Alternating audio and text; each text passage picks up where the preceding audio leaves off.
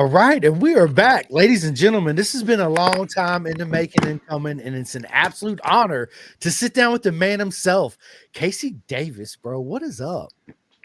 Chris, my boy, glad to get on the show. It's Thank an you for the absolute support. honor. Yeah, man. Listen, Ryder, your boy, dude. I'm very proud of him. I'm a huge supporter of Ryder. Matter of fact, he's the only one stickered in the back of my truck. Hell yeah. Besides paying the gas, That of course. sticker somehow finds its way onto a lot of different places. I know in Jersey we handed out hundreds of them. We're like, just stick them everywhere. I love it, man. I love it. Yeah, man. So you know it's and this is the grassroots of racing that I really love, Casey, is where it all begins, right? So it begins from the father, the grandfather, the dad's dad, right? So where did your journey begin on two wheels? When I was a little boy, I got a dirt bike for Christmas when I was 2, and grew up on a big farm property, and just grew up riding dirt bikes. My dad was a sport bike rider, track day guy, did some racing on Suzuki Katanas in the 80s, and and then he had a bunch of different cool motorcycles that I got to see when I was a kid, and he'd go do track days, and we were members of the Ducati Owners Club of Canada, and we'd go up there, and I'd get to just ride my bicycle around the pits. And I remember I had, back then you could, all the cameras, you didn't have a digital camera. We would take the film and then have it developed. And I have like all these pictures from when I was a kid that I took of all these cool Ducatis when I was like 6, 7, 8 years old. But lots of dirt bikes. And then finally got a sport bike when I was 16. I got an R6. My mom bought it for me, actually. That was in 2006. Let's go, mom. Yeah. Coolest mom ever, for real. And it was that yellow 50th anniversary edition one. And it was just, it looked so cool. But naturally, I made a senior project out of building a race bike.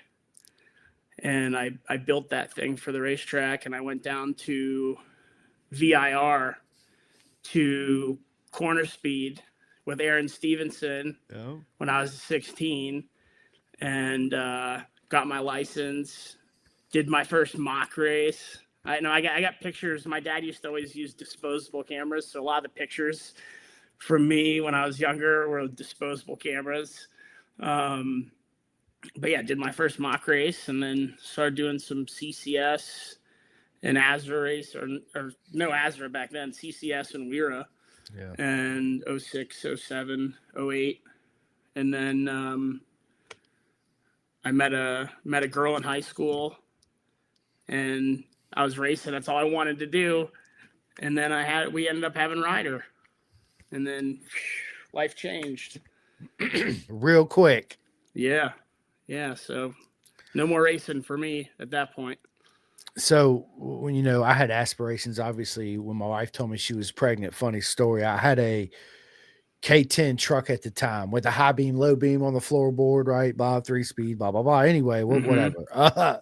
Badass truck. And my wife calls me. I just pulled up to my buddy's house, and she's like, there's something I got to tell you. You sitting down? I'm like, yeah, I just pulled up my buddy's drive. She's like, I'm pregnant. I was like, oh shit, let's go. Right. Like, yeah. Like, yes, we're having a boy. He's going to be a world champion and this and that. She's like, whoa, whoa, whoa, whoa, whoa, whoa, whoa. So I jumped out, left the truck running, bro, and locked the door and shut it.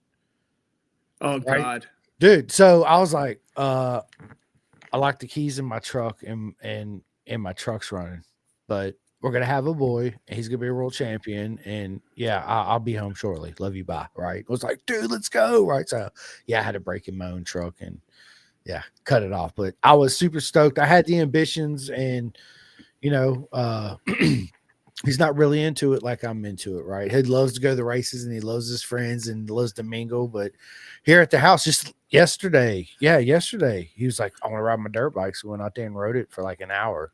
Right. So he just likes to just have fun, nothing serious. There's nothing wrong with that. No, it's not. Now, I don't force it on him, but I guess my question is, when you found out you were having Ryder, did you have ambitions for him to get into the sport too as well? Yeah, of course. Yeah. I had him at such a young age that, I wasn't like established in life. I was still working on that. So I kind of like established myself as he grew up, and fortunately we established ourselves pretty well. But yeah, it was obviously a dream. Any dad that loves to race, you want to see them go and do some pretty cool stuff. Oh, 110%. So, here comes Ryder, right? You had to obviously put yours on status. I did the same thing when she told me she was pregnant with Rossi. I sold my bikes and shit pretty much. I was like, okay, I need to focus on being a dad and getting a crib and pooper exchange, all that stuff that goes along with the diaper and all that stuff. Get a house. Right. So, what was it like, man? Being a dad, even at that young age with the aspirations of having it, especially Ryder to where he is now. So for the dads out there that are listening, Casey, tell us your journey into that and what it really takes, to get to where you are right now.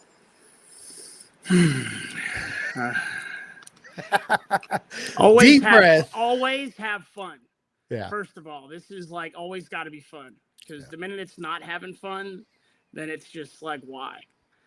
And the farther you go, the harder fun is to find sometimes.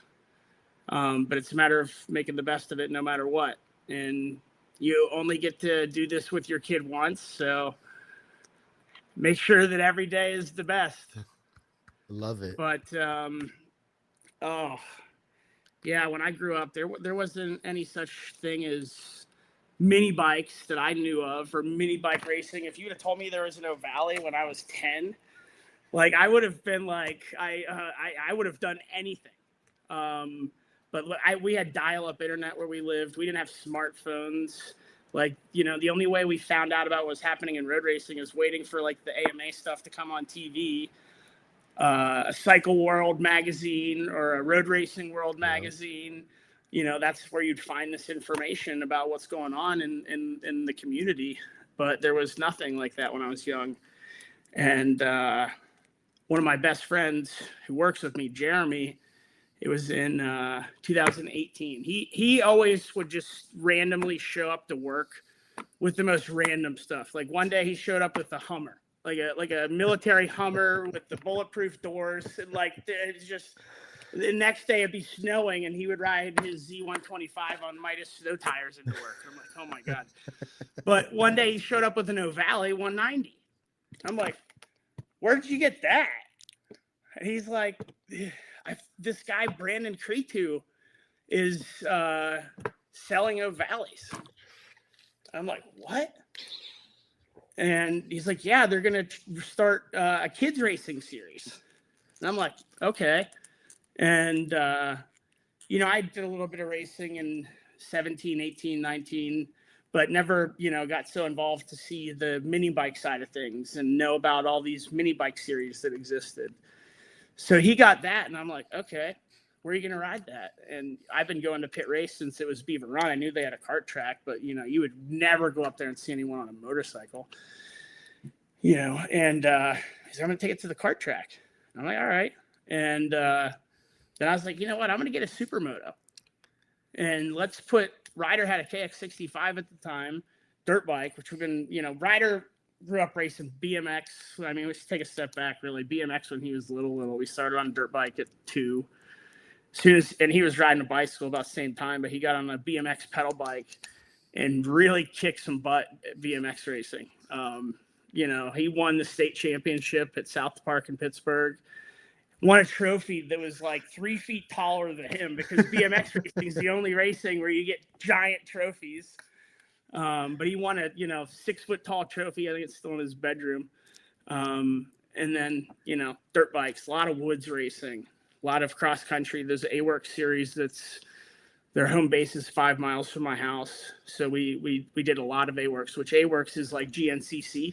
Yep. And the kids track would be like a 5 mile loop for an hour, but then we progressed to the as he got older, we got into the 2 hours. And did real good there. A little bit of motocross, but you can only jump so much before you really get hurt. Yeah. But either way, back to the O'Valley thing. We're doing all this dirt bike stuff. Jeremy shows up with this O'Valley. I'm like, what the heck? That's cool. And then I got a supermoto, and then I found out about OMRL, Ohio Mini Racing League over in Ohio. And we ended up building a KX65 for Ryder and a CRF 50 for Jacob, my younger boy. He's 13. He's 2.5 years younger than Ryder. We built those two bikes, and then we started going to Ohio and racing with the OMRL. And we had the time of our lives that first year. It was so fun because it was like nothing mattered. Go out and have fun. You know, I remember it was like Ryder didn't win a race until like the end of the year.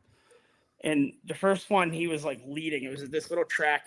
I think it's called Adkins. It's like so small, but had these giant bowl turns. And he's leading the race, and his KX65 blew up. And I can remember him. I just couldn't console him enough. He was just bawling. But after that happened, like it was hunger. Like he wanted to win, right? So then he started winning. And Jacob, his little brother on the 50, ended up being an animal. Loved the 50, you know. But we had a lot of fun with the OMRL for that first year. And then, you know, Roddy was doing okay. And then we found out about they were going to start doing this Valley series. You know, wasn't Moto America at the time. Brandon was just running on his own. I'm like, all right. So we went and checked out the first one that they ever did with the 160s. I think it was like they supplied the bike and everyone just showed up and raced. And Ryder's like, I want to do that. And he was like, yes. So we were racing with 3 series at this point: OMRL, NJ Mini GP. When Nathan and those guys, now Marcello has it, they're awesome. Really nice family. The community there is great. And then we started going down to Florida because we got a toy hauler, because we're like, okay, you know, now we got to have the place to sleep and, you know, all of that. So we started going down to SFL Mini GP. And our first SFL Mini GP race, we were on our way down. I told Ryder, I was like, hey, we got to stop at this DHL center and pick up some tires. And we go, and then forklift comes out, and on the forklift, big old Valley box. Ryder's eyes are like this big. He's like, what? I'm like, happy birthday, kid. And then we went down to SFL Mini GP, and first race, Ryder like high-sided himself into the wall in the last corner. And so funny because he never crashed hard before. You know, made a couple low sides, whatever. But this was like a fast, hard crash because what was it? It was 2019. He gets this Valley 190. So he was 10 years old. I went, you know, and everyone else was like getting 110s or 160s. I'm like, the 160 at OMRL raced against the KX65. So I'm like, I'm not going to get him a 160. And then we've got 2 bikes we only raced because they don't have a GP class at the time. So I got him the 190, and he just destroyed himself and just laid there motionless and, you know, overcome, didn't know what to do. So they ended up putting him in the ambulance, cut his leathers off, haul him to Ocala to the fire or to the hospital there. Doctor comes in, asks Ryder what's wrong. He jumps up, points to the bottom of his foot. Like it was insane. Like he was in shock, I guess. Like he may have got knocked out. I don't know. But, you know, it was like my foot hurts, right? Like went all the way there, leathers cut off. So we hop in the truck back to SFL Mini GP. I was racing Supermoto that weekend. We got there. I missed all of qualifying and everything because of this crash. So, which I was in a bit better shape than I am now, and I was riding a lot more, but started at the back and won the race with those guys. I think Correa could probably remember that one because I remember getting yelled at because I was like worried about Ryder, and I was like trying to like talk to him through the fence, and they wouldn't let me talk to him. And, you know, I understand why, you know, they're trying to understand, but he was like so little. But yeah, it was super, super interesting first race weekend on No Valley. But, you know, then from there we started racing with all these series, and then Mini Cup came, and we started, you know, full on with the Mini Cup. Ended up, you know, because you got sealed motors, and you can only use, you know, so many seals per year. So then you're like buying motors and trying to ration them, you're tracking your hours. Cause like I found with these O'Valley motors, they could last 1 hour, they could last 5 hours, or they could last 100 hours. There's like no way to know what you got. Like I've had 160 motors blow up on break-in. Like Ryder just goes out there cruising, downshifts, over revs it a little bit too high, rocker arm's broken in half. So we learned a lot. That's why the younger years was good, because we got to just learn and have fun and break stuff. But then you get to Moto America and it's like super serious. It's like not anywhere as serious as like going overseas, but I mean, it was still, for us, a pretty serious step at the time with Ryder and myself with this mini bikes. I'm like, just mini bikes, fun just to go somewhere out. And it's like, no, it's like ultra competitive, and was a lot of fun. And then we ended up traveling, Pittsburgh, Road America, the Ridge. We went to the Ridge twice, 2 years in a row, cross country, just to race in O'Valley. But Love it. we made like month-and-a-half long trips out of them both times and had a lot of fun. And that's what it's always been, is fun. It's got to be fun. We have to be having fun. The minute we're not having fun, it's time to stop. Yeah, 100%. But we did that, and, Ryder did real well. I think first year in Moto America finished 5th. Second year, 2nd in the championship by 4 points. It was like this, it is so tight. And then the next year he won. And but 22, he went to the world final, which, that was the allure for this.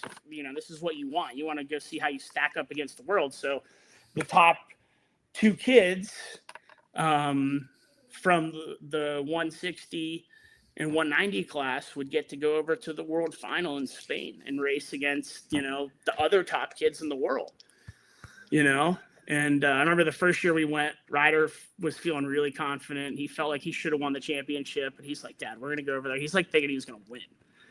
And I'm like, all right, I hope, that'd be awesome. But we get over there and it's like intense. It's like mini MotoGP. I'm not even kidding. Like ETG Racing, the Spanish team, all of them are, and they've got a whole racing school. It's incredible the things that they do. But like the bikes, the minute the kid's off the bike, the fork caps are covered because they don't want you to see where their fork height is. Like it was like the most secretive thing in the world. And I remember the first year, like 1st through 17th was like within 1.7 seconds. And like only the top 14 make the final race, if I remember correctly. So it was like super tight. So Ryder ended up being, I think, the only American that made it to the super finale race in 22 and finished 8th, something along that lines. And, we both learned, wow, okay, we know what we got to work on now. Like when he went out for qualifying the first time, we're like, okay, let's go get behind one of the guys that's, moving pretty good. These kids at 9, 10 years old have eyes in the back of their head. Like they leave pit lane, from pit out, they're at race pace. The minute they get into turn 1, it's insane. The energy that they bring immediately. There's no waiting. There's no, sitting around and waiting for someone. They go. And that's where Ryder struggled, was getting out there and getting up the pace immediately. We had a few years where Ryder's like fastest qualifying lap would be like his last lap. And, now our goal is it's got to be the first lap. But yeah, we had that year. So we went back in 23 and we put our nose down. Ryder was, I think, 13. Yeah, he was 13 at the time, or getting ready to turn 13. So we started like doing more than just going home and wait until next race weekend. We started training and cycling and going to the gym. And he started boxing a lot of boxing, which that was really good for him. He liked that. Just some different activities to keep him moving. He was doing cross country running and whatnot. So we started incorporating some of the physicality side of things in riding. Just seat time. That's the key, is seat time. And that's where we're struggling in comparison to, a lot of the other series and countries and things that they run, because it's just, there's so many other opportunities over in Europe to ride every single day. But we rode a lot. We rode a lot. We were at pit race. I mean, I knew every single employee there. Everyone knew my kid. We were there from the minute Ryder got out of school until they closed, 3 or 4 days a week. And then, we were traveling and doing all these other series. And then in 2023, Ryder went on a streak of just winning. I don't remember the numbers, but he won like almost all of the races that year. And he did very well, won the championship, went to the world final again. This time he wasn't so far back. He was like, there was sessions where he was right there at the top, qualified 7th, I believe, somewhere on second, third row, 6th or 7th. And he was sitting in 3rd place in the super finale race, which the super finale race is double points. So, and you have 3 races. There's race 1 and 2. That sets the grid for the super finale race. And like a lot of the slower riders get cut off, and then it's like narrowed down to 14 riders. But he was in 3rd place. And there's a video of it because they would actually live stream it with commentary and everything. But he ended up low siding, picked the bike up faster than I ever seen anyone pick up, and then finished 4th right behind the guy he crashed in front of. But ended up finishing 4th in the world that year. And, to this day, that's still the best finish for an American at the world final in Valencia is 4th. I love it. And, yeah. And I guess the year prior, the biggest thing is we made a lot of contacts in 22. We met a lot of people. All these kids have trainers, like professional coaches that are going to these world finals with them. And they run schools in all the different regions of Spain and Italy and France, you name it. That's just, but they're there, and they're accessible, and they're not like, the coaches want more riders, because the more riders, the better their program. And when they've got all these riders in their program training together, it helps everyone. And so we met those people, and we did a wild card in 23 in the Mir Racing pre-Moto 3 category. And, it was really impressive. It was, it's kind of tough to describe, because it's like they run their own program. They're a factory, number one. They build all of their own bikes. I mean, not all their motors, but all the chassis and stuff. But it's on the next level of, what I would say our Talent Cup is, here. This last year, Moto America did, a decent job. Wasn't a huge grid, but, they had all these, I think it was 30 riders in each category on exact same spec bikes. And it was cost effective. I think we paid for the wild card, it was like 1,500 euros, something like that. And that included a bike, a set of leathers, umbrella, canopy, all of this stuff. We couldn't take it back, of course. But yeah, it was incredible. And Ryder finished in the top 10, and we're like, okay, we figured out what we're going to do next year. So we ended up buying one of those bikes for the following year and committing to a full season in Spain in 24.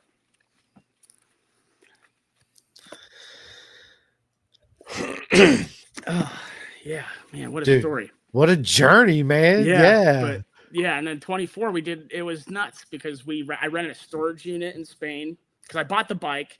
I bought all of these tools because I didn't want to bring my good tools from the United States over there, because some I've had from my dad or my grandfather, stuff that it's like, if it gets stolen, I'd never forgive myself. So I bought a bunch of stuff off Amazon that I was perfectly okay with it just getting stolen or giving it to someone or whatever. And I just took all this stuff over there on our first trip, and I bought a storage container in a building, and I stored all my stuff over there. And we would go and get an Enterprise rental cargo van, pick up our stuff out of the storage container. And then with all these contacts we made, we ended up joining the Picasta factory, which is a very prestigious training program over in Alicante area of Spain. And, Pedro Acosta was there one day. But they have Moto 2 riders, Moto 3 riders. They've got, And all the way down to kids that are on those little Pellinis that are 6-inch wheels. And they train 4 days a week. And to train with them for an entire month, 250 euros. Dude, that's 4 insane. days a week. That's cheap. Yeah, so cheap. Yes. And then you show up, and it's not like 1 or 2 kids like Ryder. There's like 10 kids faster than Ryder, 10 kids like Ryder, and 10 kids slower than Ryder, you know? And they all train together, and they do these just insane drills on these piece of shit bikes with the oldest tires you could ever imagine. They want you to train like that. They don't want you riding on new sticky tires. They want you to slide the bike. They do drills to force you to crash, to force you to push the front end. And it was 3 days a week during the week we were training. And then when we're not doing that, we could drive, we could go to Cartagena and do like morning session or afternoon session with Picosta. Then we could go to, Fortuna, which is their main place where they train a lot. They got lights and, both of these tracks, it's not uncommon for the owners to be there playing with the kids. Like the people over there just love it. They're all about it. They want to see it succeed, and they like to see the kids having fun doing what they love to do. And it's nuts, the opportunities, the training. And yeah, so we did all kinds of training and traveling, and the Mirror Cup, which we ended up kind of bowing out of that after about a half a season. We switched over to ESBK. We joined a team over there with the pre-Moto 3 bike, Beyond. Incredible machine. Like, fastest Moto 3 bike rider I'd ever ridden. Fastest bike rider I'd ever ridden at the time. It was like 80 horsepower or something like that. Or maybe a little less. Maybe it's like between 60 and 70. It was a YZ450 motor in a legit Moto 3 frame. Like, stupid. Legit, yeah. Like, their lap times at Valencia, at Circuit Ricardo Tormo on that Beyond, at that time were faster than what MotoGP Moto 3 lap times were. Holy shit. Yeah. Yeah, like there's a couple of kids that Ryder was racing with, like Jesus Rios. He's in Moto 3. Casey O'Gorman, Ryder raced against him in that class. He's in Moto 3. But those guys had all been doing this type of training for so long that we were behind the 8 ball, flat out, When we get over there, we're behind the 8 ball. These guys are next level. But, Ryder held his own and made it to the Red Bull Rookie Cup selection. Didn't get selected, but, we learned valuable experience once again.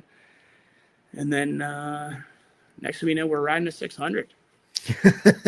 Next thing you know, we're back. We're on a 600. I love it. Yeah. Real quick, Casey O'Gorman, man. So him and his dad, I met them in BSB at Cadwell Park in 23. And, we actually exchanged numbers. So we stay in contact, man. Casey, he's super fast, super talented. His dad's super cool guy too, man. Yeah, and funny enough, I've been actually following that kid online for a really long time now, just simply because he had the same name as me. And I just happened to stumble upon him one day, like when he was racing the little mini bikes. And the kid's a bona fide ripper. It's obvious he can ride whatever they put him on. 110% he can. Yeah, we actually got a couple comments in here we'll get to real quick. So we got Angry Otter React says, howdy y'all, you crazy cool kids. Just pooping in to hit that like button. Thanks, man. Appreciate it. And then Deborah says, well said. That's my mom. Hi, She Mom. bought my first bike. Hi, dude. You are absolutely amazing. Deborah, we love you. This is for you right here. Yeah. Yeah, and if you come to our pits at any race weekend, you're likely to find the pit Mimi hanging around, making food and handing out drinks and making everyone smile, cleaning up the RV. She's a vital part of the program to this day. Yeah, I actually at Daytona at Azra, I finally met her. Yeah. We went out to dinner. Yes, it was an absolute honor, Mom, to see you again for sure. Rick Glover, which is a good buddy of mine, his son Rick Cooper's a ripper too. Rick actually designed the new. Well, it's not new anymore. It's been out for a while, but he's the one that come up with the logo. But he says, "Bro, Ryder's crash was right in front of us at Bushnell. I remember that race perfectly." Glovers are great people. Yeah. Love that guy. He's always got the biggest smile on his face, and He's good at poking you in the side when he wants to with his words. But He's love you awesome. guys. Cooper's Yeah. ripping. Yeah. Those guys are fast. And Yes, looks they like he's are. on the big bike. So hopefully we'll see them at some Azure races this year. Yes, my friend actually met them at MotoGP in the pits at Coda. I can't remember what year it was. It was a brief, like I remember I finally met dude, and I looked down and I'm like, "What's up, man?" Blah blah blah. And I give him a hug real quick, and he looks up at me, and he's just got these wide eyes because he's in the pits at MotoGP, and he's like, Mark Marquez. I was like, "All right, you guys go have fun. I'll let you later." Man. It was absolutely awesome. Oh, I got a funny story about that, actually, now that we bring up MotoGP. So that second world final race, right, at Valencia, we went to the GP, and to go to a GP, and that was the championship decider between Pecco and Martin that year. And it was like unbelievable. Like the place was electric. It was sold out. I've never seen 140,000 people in one place. But yeah, so which I could go on about how crazy the race is. But after the race weekend, they have what's called the MotoGP Lights Party, which is their championship award ceremony, which they just did. They changed the name of it. It was a different venue this year. But so we got tickets to go to that. And kids being kids, Ryder at the time, befriended some of the Spanish kids. And then, next thing we know, he's over in the VIP area. The Spanish kid walks him up to the lady at the gate. They slap a white wristband on him, and he's in VIP. And then he comes walking back. It was actually him and Madi got it. And then him and Madi came back in Salem. Where I don't know if you've ever met Salem. Yeah, he's a buddy of mine. Yeah, I had his son Marty on my podcast. Yeah. So Salem and the kids come and get us. Like, come. And they snuck us over there and got us VIP bands in this GP Lights thing. Hopefully no one at MotoGP is watching. But yeah, so we're in there. Valentino Rossi, Marc Marquez, Luca Marini. I mean, Carmelo Espeleta, his daughter, the owners of Ovale. I mean, everyone who's everyone. Like the red carpet, you see them walking up in the stairs on TV. Like we're standing at the top of the red carpet. We got a picture with Nicky Hayden's plaque on the MotoGP trophy from his thing. But it was like, it was pretty cool because only a kid could do that. Yeah, for sure. And yeah, it was a lifetime experience for us. We'll never forget that because it was, we're sitting there watching the party and or the award ceremony, and Luca Marini's like breathing on my neck practically. I'm like, wow, we're around all these, guys that we've always got to see on TV, and now we're there. Yeah, amongst the aliens, right? The superhumans on two wheels. Yeah, MotoGP is always a unique event when you go to. I had the honor one year, Ben Spees' mom. And me and my brother are standing at the fence right there at Indy. That they had this fence right here in like Colin Edwards and Ben Spees and Valentino Rossi, and they would always stay in these big Winnebagos, right? Mm-hmm. And you can stand right there at the fence and be like, hey, let me get a picture, autograph, whatever. And they come up and do it. Mary kept coming by and she'd see me and my brother standing there. And we talked to her, she talked to us. Come Sunday, she walks up to us. Dude, she walks up to us, bro, and says, y'all two are two pathetic motherfuckers, but I got something for you, right? And I just start laughing. She's like, my friends didn't show up, so here's an all-exclusive MotoGP pass behind the garages. You go have fun. Yeah. And I was like, I love you. She's like, yeah, whatever. Right. And walks off. I was like, dude, she's the best ever. And yeah, that experience is incredible. Yeah, dude. With that same year at the GP, we met Eaton Bootbull, the owner of the American Racing team, and John Hopkins and those guys. But they ended up giving us the green card, which the green card is like the all access team pass, which gets you in. And it's incredible to see because like I've never, outside of, AMA back in the 2000s, was huge. Everyone had haulers and it was a nice setup. I've never seen anything on this level before. They've got stacker trailers and hospitality and, the RVs and the hospitality rigs that they build over there, it's insane. I've never seen anything like that at a race like we have here in the States. They pop up, walls fold out, and they're like 3 stories tall and 3 trailers wide by the time they're set up. It's unbelievable. Dude, that's how Ducati was at BSB.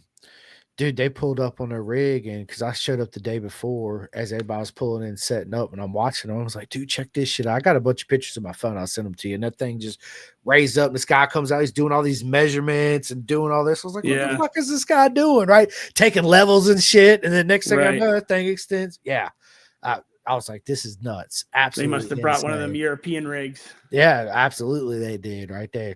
Of course, they're Ducati, right? They ain't playing around. Yeah. No doubt. So, yeah. So, that whole European experience is super unique in its own way, right? Very few people get to experience that. And what I love about this sport too, Casey, is you said it earlier, man, it's a time and experience and a journey that only a select few dads and sons get to experience, or dads and daughters, right? Mm-hmm. And it's just absolutely amazing, man. And I know you're proud of Ryder, because I know I'm proud of Ryder, seeing, I've been following him for a long time on social media, and we've been friends for 2 years and maybe a little bit longer. And yeah, it's always an honor to see you guys at the track, man. We get to hang out and spend time together. And I always tell the story when we was at Jersey, and Ryder was like, you ever done a TENS unit, right? He had the TENS unit in his hand. I was like, bro, I got this. Yeah. So I was like, yeah, go and give it to me. And I talked to Ella and Avery Dreyer into doing it too. It was hilarious. I actually got a video. That's funny. I remember that. It's just kids, you give them a tool, and then they find something else to do with it that ends up being hilarious. I think Avery was the funniest one, though. He was. Absolutely, he was. Avery was. He's like, you're making your arm do that. I was like, bro, no, I'm not. I swear I'm not. Yeah. So that was awesome. Yeah. Well, man. Kevin gave Ryder that TENS unit. Speaking of Kevin's in the hospital right now. So say a prayer. Oh, for him. He's dealing with some heart problems. So he's a vital part of our program. Yes, he is. Kevin, man, sending nothing but love and good vibes to Kevin, because he's good people, man. Every time we see each other, it's nothing but big hugs. We actually talk a lot, actually, on Facebook Messenger, and call each other. So he's an amazing human being. Dude's heart's so big. I mean, I can understand why he's got trouble, but goddamn, I wish it wasn't him. Yeah. Well, yeah, he'll pull through this, man. And that's why when we was there at VIR, and he was like, dude, I'll buy one of those shirts. And I was like, dude, I don't have any. And I was like, shit, I'll just give you the one off my back. And he's like, what, really? I'm like, yeah, bro, here you go. Like, I can get another one. It's not a big deal, right? Like, here it is. So yeah, he's a good old boy. He ain't afraid of some sweat. Nah, dude, he's absolutely amazing. So yeah, he'll pull through this, man. I'll have to. Can he do like phone calls and messages? Oh yeah. All right. I haven't got to talk to him, unfortunately. Okay. I got a phone call from someone else about it, but that's my first phone call when I get off here. I got to call him and see how he's doing. Yep, we'll tell him. Yeah, sending nothing but love his way, man. So, but yeah, man, you're right, dude. It's kids ends up doing things that adults wouldn't be able to do, especially at events like that, right? Like, dude, I got a VIP. Like, what are you talking about? How'd you do that? Right. Well, that's why I don't know if you saw Jorge Martin's bike got stolen at Ricardo Tormo, and from someone who's been there, and anyone who's been there, it's like military. Like, there's guards with ARs. They have drones that are like 8 feet by 8 feet, ready to be deployed, just sitting there. They got guys on horses. They've got 1 million cameras. I remember my buddy let Ryder drive his van through the parking lot, and they saw him on the CCTV in the parking lot, and then went and yelled at my buddy. You're like, wait, what? I'm like, yeah. So I'm like, how could someone possibly steal Jorge Martin's van when it's like the RVs at Ricardo Tormo are like right next to the security building? Yeah. So it had to have been like an inside job or something. It's just the inside job. I mean, I think it'd be easier to rob a bank in the United States than to steal a bicycle from a MotoGP rider's RV at Ricardo Tormo. Yeah, that's crazy. I've never been, man. I'd love to go because I hear nothing but great things about that track. It's an excellent spectator track. It's one of the few that I've ever been to. Even with it doesn't have a ton of elevation change, but they do have a slight bit. But virtually from every seat in the spectator arena, which surrounds the whole place. It's like a big giant bull ring, but you can see every corner from every corner. I love it. Yeah. How awesome is that, right? I wish we had seats like that in Moto America where everybody can get up there and see every corner, and it'd be yeah. We need Yeah, to, maybe only Daytona if they let you in the grandstands. that would be super cool, right? Yeah, they should. I never asked that question. Why can't we get in the grandstands at Daytona? Probably expensive place to rent. Guaranteed. Ben Lee says, "Good evening, guys, and hope you have a wonderful Thanksgiving. You too, my friend." What's up, Ben? Dave, man, says, "Hey, Casey." Dave, the man. He's always on call to help with pit crew stuff for endurance racing. He doesn't live too far from me. He's got a badass R6. I love it, man. And then Jace says, "Hello. What's up, Jace?" What's up, Jace? Deborah says, "Ryder was invited by the Ducati manager into their pit, and they had ice cream together." How awesome is that? Yeah, there's a million stories. I bet there is. That's awesome. I got to hear him from Ryder because he's going to tell some crazy ones too. With that same guy, we're like driving like from the city center of Valencia back to the racetrack, and we look over, and then the whole Ducati team's in their van right next to us. Because all the vans over there, like they don't typically have tinted windows. So you get like a Volkswagen Caravelle or one of the Mercedes Metris type vans. They're all got windows, so you can see every single person in there. Which, funny enough, we got pulled over one time. I ran a red light at a roundabout by accident. We were heading back to Madrid to fly out after a race weekend, and we had so much stuff. We were already there for like a month, so we had gear bags, and I had my whole family with me plus my mom, and so we had 6 of us. And the cop didn't speak any English, and you have to have an international driver's license, which just is like a translation on a piece of paper, which I had it, but it was in my backpack in the back, and the cop was like not having it. And I'm like, we were going back and forth via translator. Meanwhile, my wife reaches in the back, grabs it, hands it to me. I hand it to him. And then next thing he knows, he's like, "Where are you going?" He's like, "Are you guys living in the van?" And he's like pointing at all of our stuff, and I'm like, no, we're not living. I showed him we're going to an Airbnb. Is like, I need gas, and he's like, oh, but he literally thought we were like living in the van homeless because our van had so much stuff in it. I didn't even get a ticket. He just let me go. But, I love it, dude. That's a great story. Funny. That is. He's like, no, we're not. It's like cops aren't, outside the city, like driving on the highways in Spain, like they just use cameras. They don't have police officers sitting on the side of the highways over there. They just send you a ticket in the mail.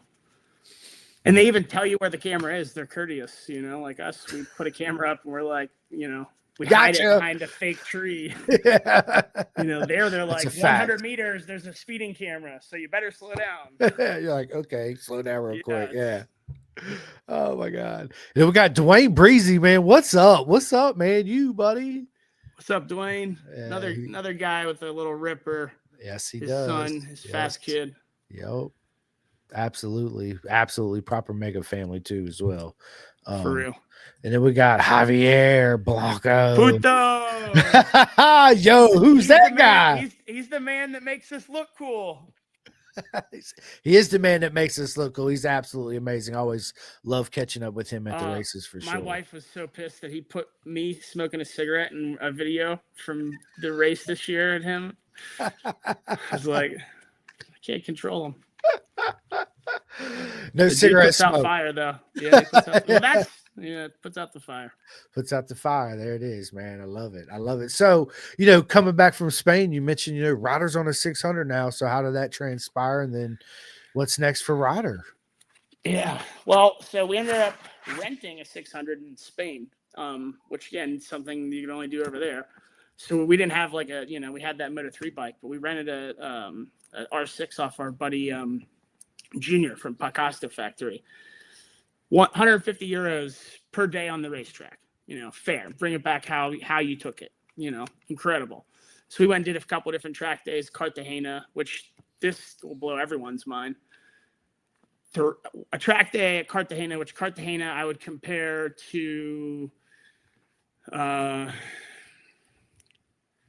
like Mid-Ohio, size, right? Not necessarily as nice facility-wise, but size of track, Mid-Ohio, really good track. 50 euros a day to ride that track.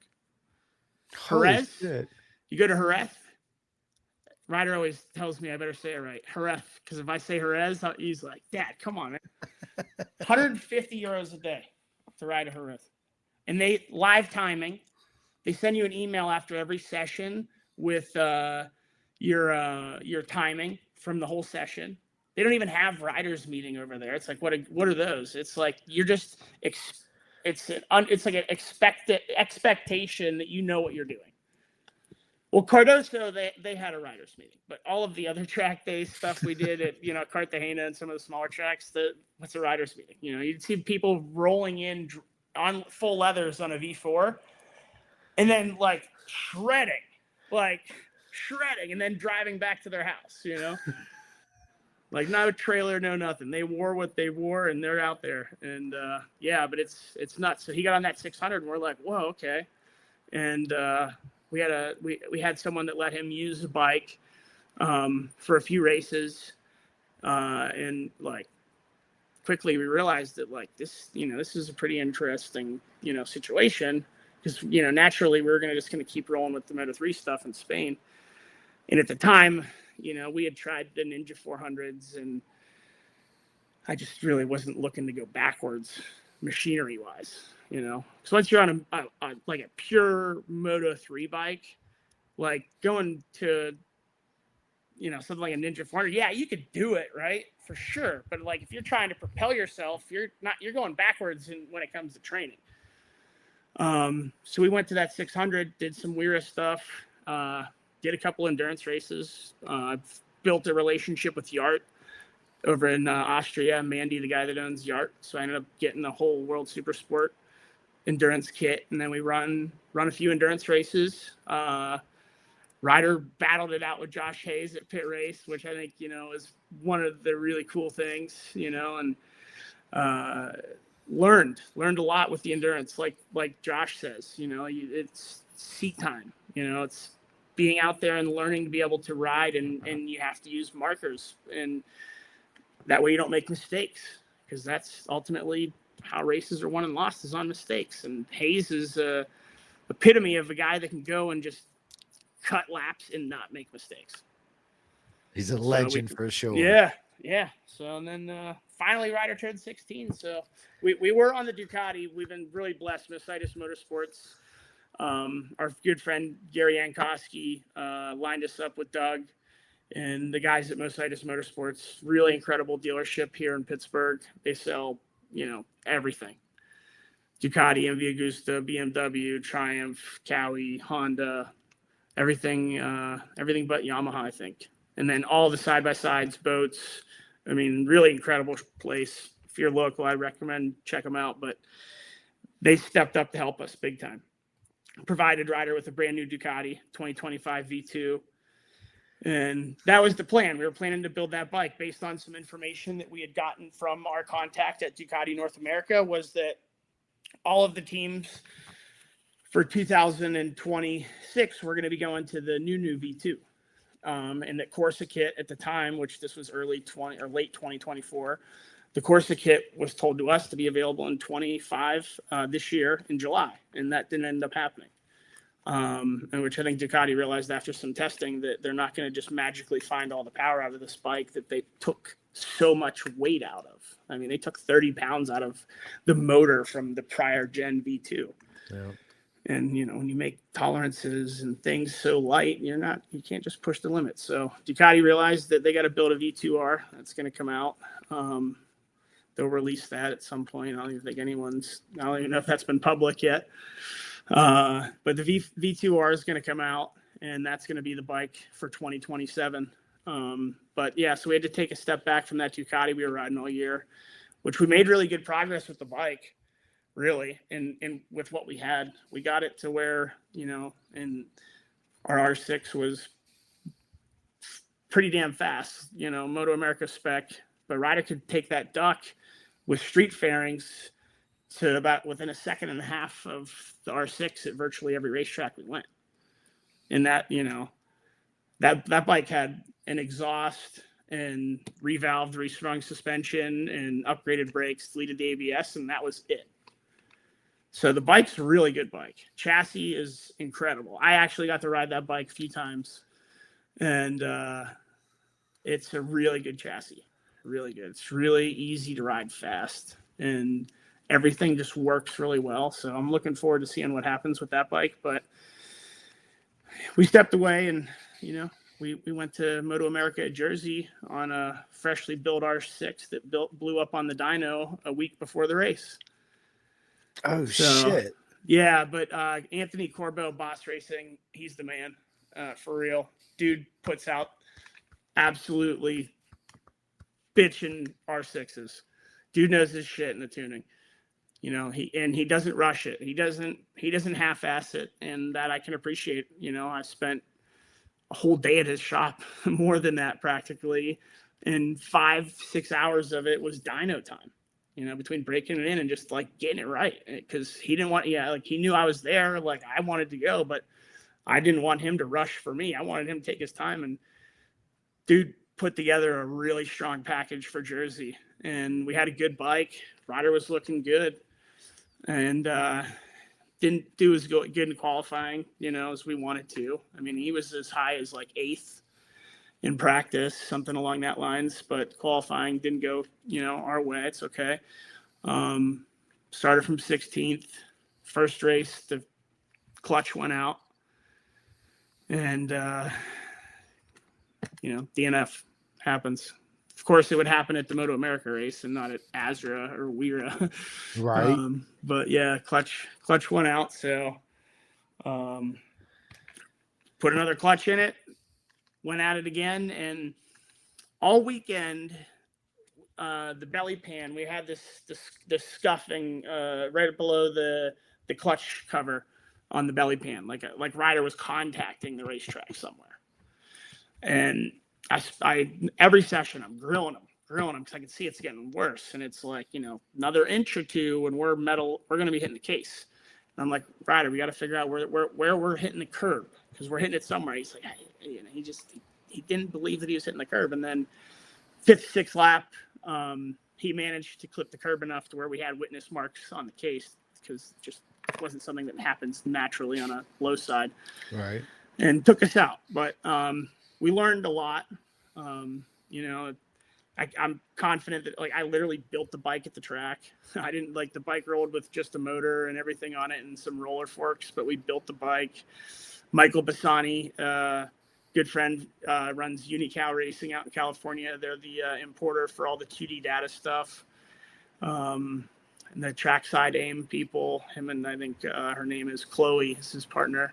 But Michael's been a good friend of mine and helped us out a lot. He came in and, wired up a harness for the R6 to get all the 2D data stuff to work. And we built a Moto America bike in the canopy outside of our trailer at the track. But I'm confident if we didn't have to spend all of that time, last minute, which no one could have predicted a motor is going to blow up in the dyno. Happens, right? Yeah. Whatever. And it ended up just being a defective rod, brand new OEM rod, snapped in half, went through the block. So it's shit happens. But they busted their ass. They got shit built. We got to the track, got the bike built. Ryder did good. We learned. And we had a lot of fun, met a lot of people. And, we're regrouping for next year.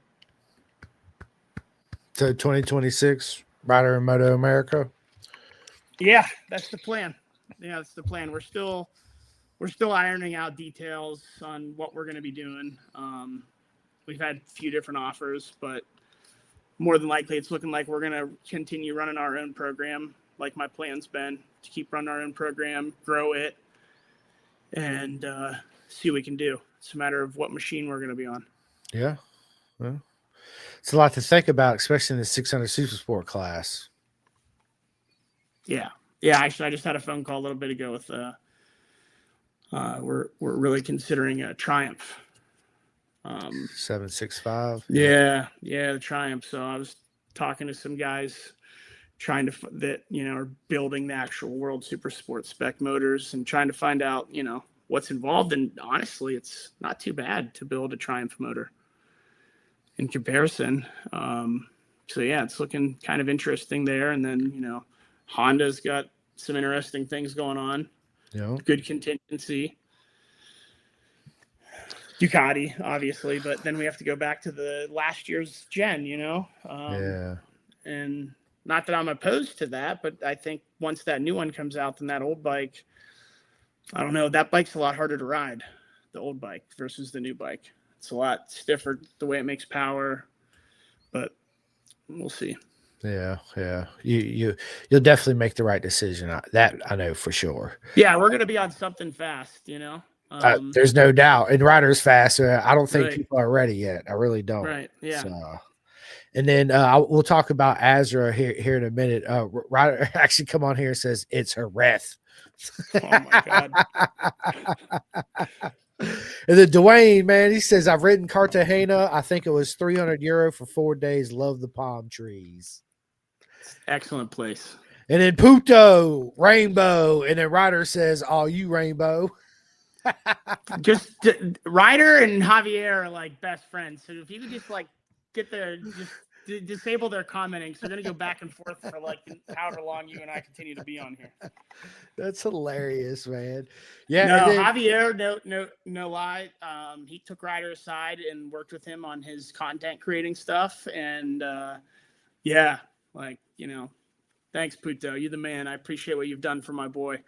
Because that's, there's so many pieces to the puzzle, as you go further up the ladder with this. It's not just being fast, it's your personality. It's, how you can create content. It is. How you conduct yourself. Yeah. Absolutely. 110%. So, well, with all that being said, what advice would you give to, parents that want to get their their kids into racing? Well, first of all, you're welcome to reach out to me at any time. I love helping kids get into this sport. I actually sponsor a couple of kids with dirt bikes because all the kids' dirt bikes from growing up, I don't ever sell them. I loan them out to my friends for their kids, and that way they don't have to buy them because, it's an expensive sport. Then they can buy them gear and whatever. I'm like, my only caveat is whenever it's time for the next bike, I have to give it back, So I got 2 bikes out and I got another kid. He lost his parents. Really, really sad deal. But he's a nephew of our neighbors and he just loves dirt bikes. So I made a deal with him. If he comes to me with a report card and he's got all, A's and B's, then he's going to get our KLX 110. So he's going to be riding around on that here soon, I hope. I love it, man. Yeah, that's for sure. Back to the question. Have fun. Don't put too much pressure on the kids. Once you start pressuring them, some kids can take pressure, some can't. That's where Jacob, he raced to a point where he actually did 1 year of mini cup Ovale 110. I built him a 110 and he hated the pressure. He did not like it at all. It wasn't his thing. Like he liked to be in the pits riding around on bicycles with his friends. And sometimes he'd love to race and he would do well. And sometimes he'd go out there and pick daisies. Right. But I couldn't like, oh, Jake, come on. What are you doing? Like, you got to be later on the brakes here. Like he had different mindset of rider. Whereas Ryder from a young age, I could tell him, okay, I need you to move your braking marker to this seam. And he would do it. And, it would just start with simple stuff. And then, next thing I know, I've taught him to teach himself these things. But, start small, go to these schools. New Jersey Mini GP has a school that they run. SFL runs a school.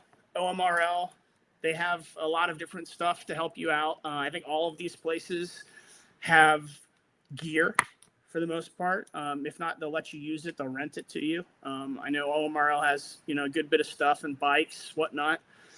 But start small, have fun. Don't rush it. Let it come to you. You'll know when it's time.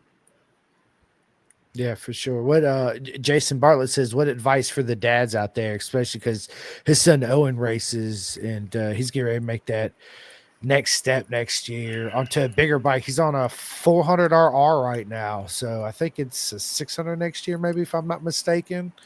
So what advice for the racer dad out there and his kid making that next transition? Because it is a different step, right?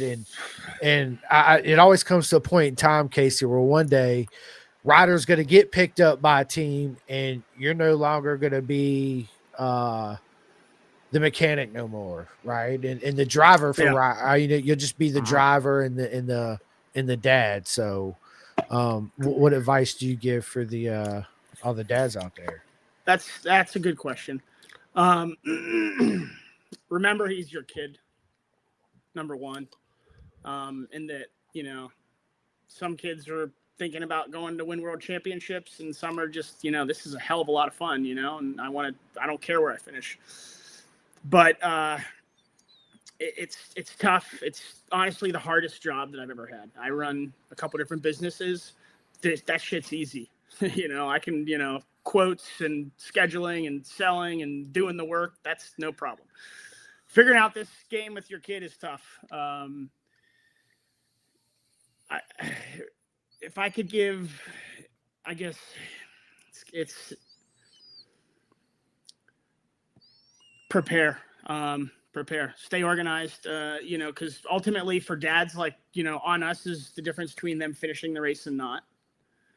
You know, have spare parts, be prepared to crash. You know, don't get mad at your kid if he crashes. I've always told Ryder this, and I will tell him it to this day. If he is not crashing, we are not going faster. If you're not crashing, then you're riding at your comfortability zone and you're not pushing, right? And if you're not pushing, you're not learning. So I've always told Ryder I would never be mad at you if he crashed. And he crashed at Jersey the last ASRA race weekend before Moto America. High-sided the bike, destroyed it. He came in, he's like, Dad, remember you told me you wouldn't get mad if I crashed the bike?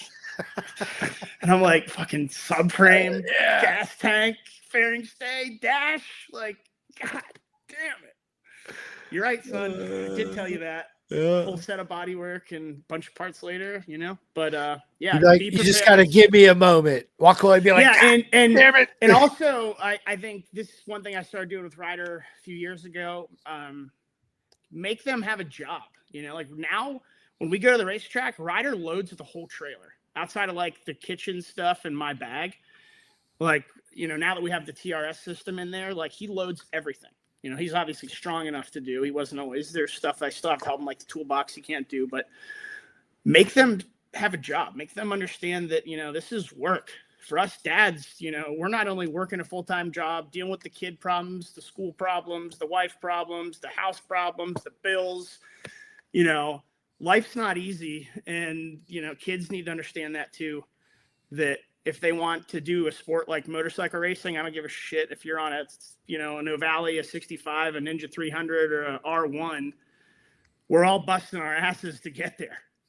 And the kids need to do the same. You know, when we're at the track, you know, during race day, chill, right? I'm not making him work too much.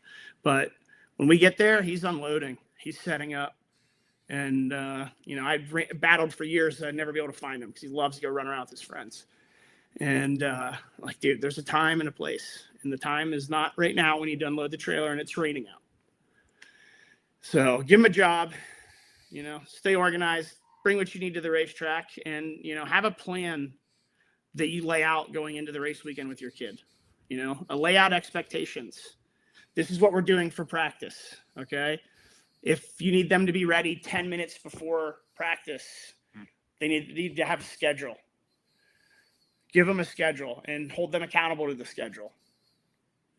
Because if you're preparing a motorcycle to go out to start a race and you have to stop checking tire pressures to go in your RV to look for your kid that's not got his leathers on, that's pissing us off.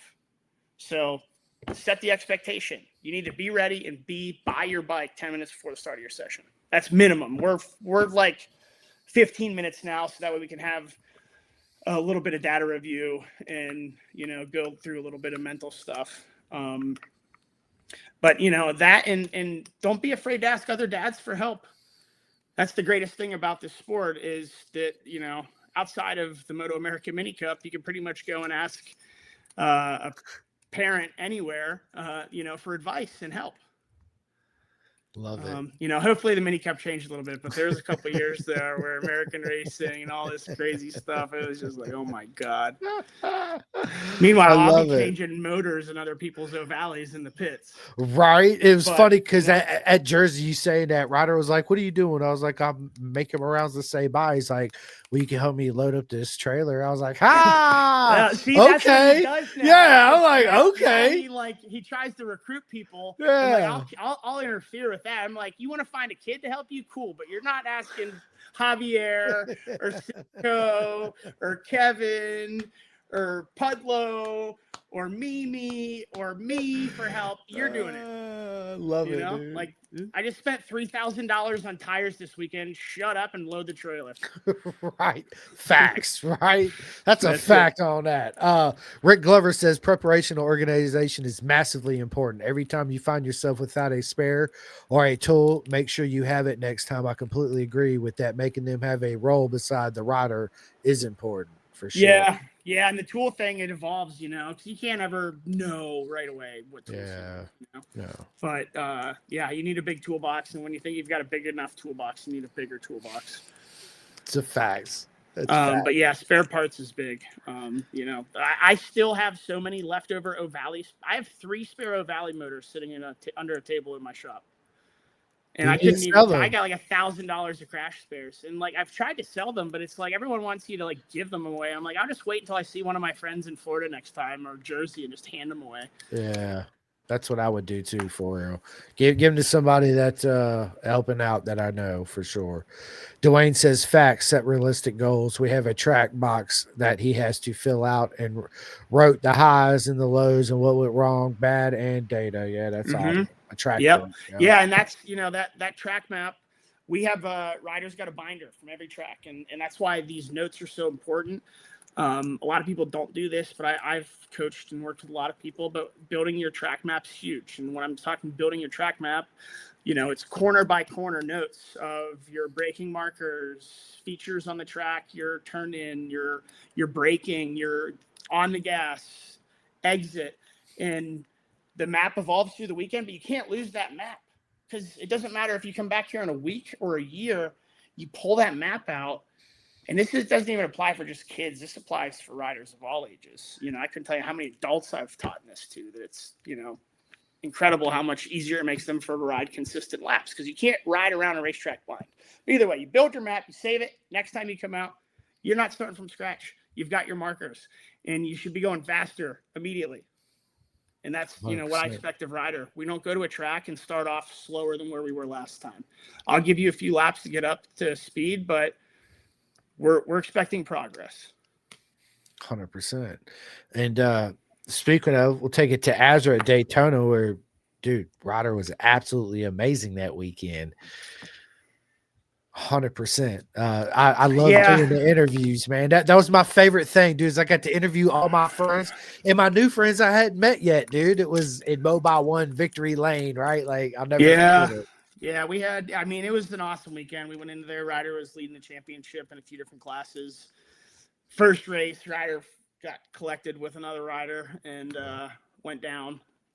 But bike wasn't too bad. Ryder wasn't hurt, and then we picked it up and finished it out on a couple races. Got to rip it with De Silva. It was flying. Dom Doyle ripping. Yeah. And then obviously, you had the M4 bikes, the factory stuff there that was just taken off from everyone. But, us little small guys were having our own little battle. Dude, it was great. It was good to see, man. I showed up and I seen you guys. I was like, yes, let's go. Man. Yeah, I know. I was not expecting you to be there. And then I hear you announcing, and I think I texted you, and I'm like, dude, are you? I was like, yes. Yeah. And I never heard Kenny Abbott before, but dude, what an incredible guy. Really nice to meet him and spend some time with him.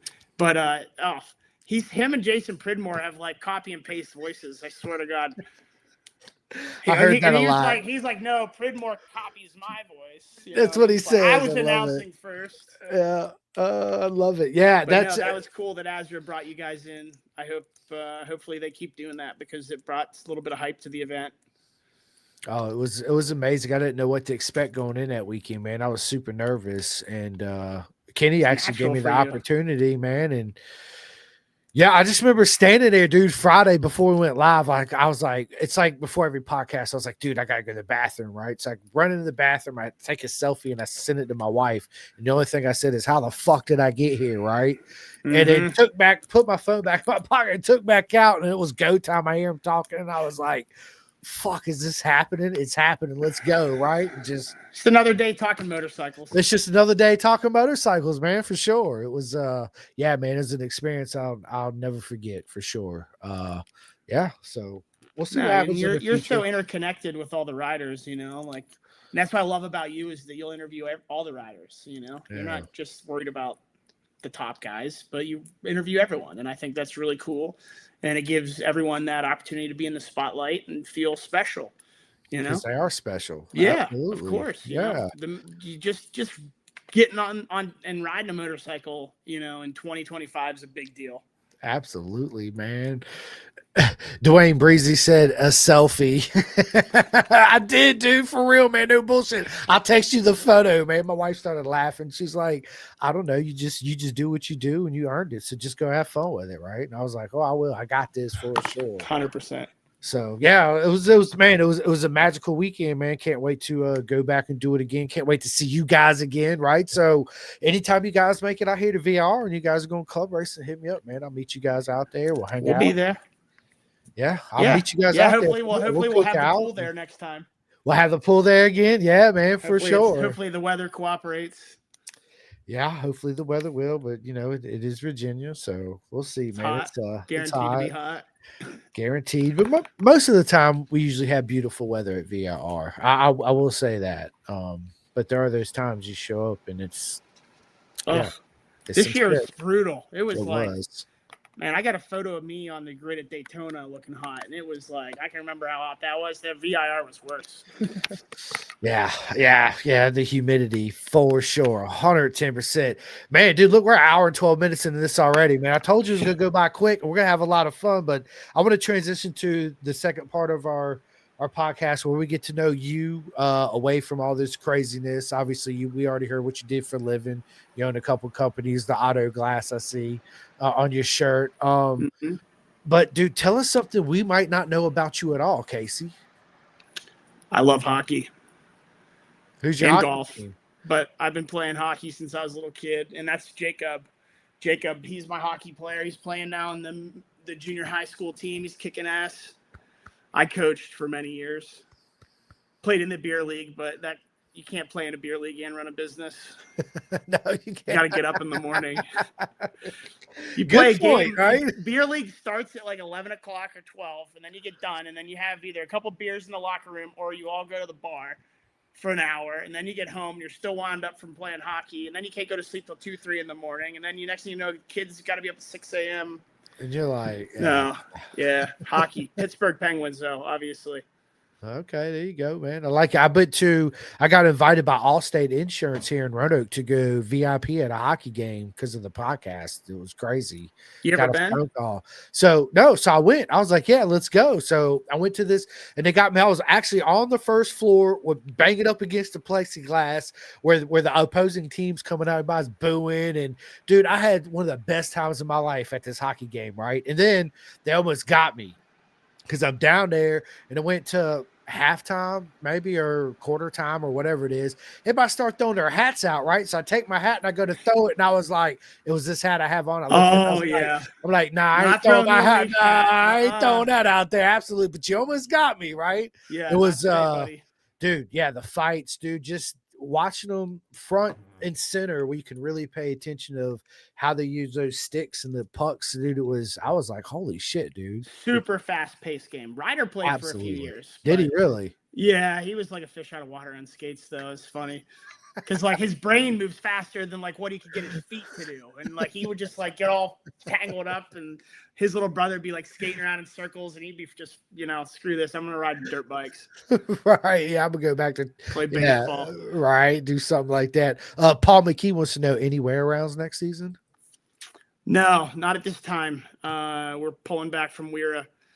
Ryder had an unverified lap record at Roebling this year. And which oddly enough, it was a tenth or like a tenth faster than Gabe DeSilva's time, and fast, right? And I emailed Weir about it, wanting them to verify it, and they send me an email saying no one cares about lap records. We can't verify it. We don't know where the transponder is on the bike.